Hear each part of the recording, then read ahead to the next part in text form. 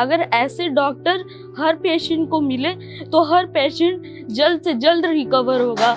वो कभी भी लड़ने से कभी भी हार नहीं मानेगा अपनी ज़िंदगी से, हमेशा लड़ाई करके अपनी ज़िंदगी से जीत जाएगा। मेरा नाम रूपाली गुप्ता है, मैं बनारस में रहती हूँ। 2020 में मुझे ये किडनी प्रॉब्लम आ गई थी।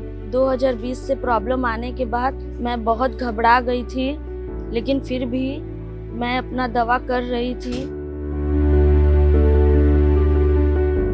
रूपाली डायलिसिस डिपेंडेंट पेशेंट है, उसको मैं आई थिंक पिछले 2 साल से देख रहा हूँ। उसके साथ एक बहुत ही यूनिक प्रॉब्लम है। जब एवी फिस्टुला बनाते हैं तो वेन्स में फ्लो बढ़ जाता है और अब वो उस बढ़े हुए फ्लो की वजह से भी कुछ कॉम्प्लिकेशन होते हैं। उसकी नेक के पास जो वेन है वो हमारी कॉलर बोन और उसकी फर्स्ट रिब के बीच में दब जाती है। ऐसा होना फिजियोलॉजिकल है, लेकिन इसकी वजह से उसके हाथ में बार बार सूजन आती रहती है। और मुझे 2020 में 1 साल तो हमको इधर उधर भटकने में लग गया था।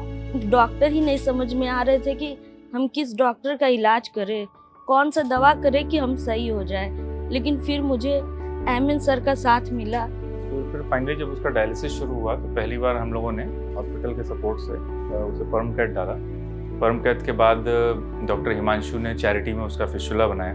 तो हर 3 से 4 महीने में हाथ इतना सूज जाता है कि अब उसी फिस्टुला से जिससे डायलिसिस चल रहा है, जिससे उसका इलाज हो रहा है, वो फिस्टुला यूज करने लायक नहीं रह जाती है। रूपाली के लिए ये डायलिसिस का सफ़र आसान नहीं था, जो कि किसी भी गरीब फैमिली के लिए कभी भी आसान नहीं होता। लेकिन सर ने मुझे बहुत हिम्मत दिया।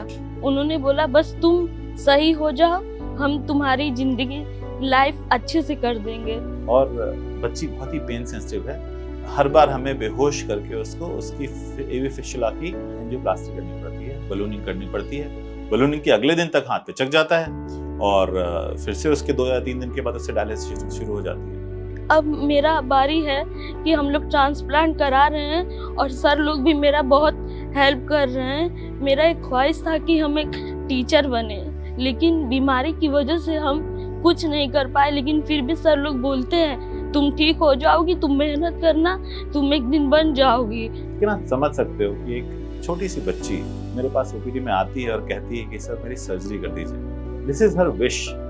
सो ये एक बीमारी ऐसी है इसका अल्टीमेट इलाज जो है वो ट्रांसप्लांट है। I wish best of luck. और ओरियाना की जो टीम है जो उसका रीनल ट्रांसप्लांट प्लान कर रहे हैं कि वो जल्दी से जल्दी सही हो जाए और उसका ट्रांसप्लांट सक्सेसफुल रहे। हम जैसे मेरा आज तक इतने सब लोगों ने मेरा हेल्प किया है, मैं भी चाहती हूँ कि मुझे भी भगवान इस काबिल बनाए कि मैं भी आगे चलकर सबकी हेल्प कर सकूँ।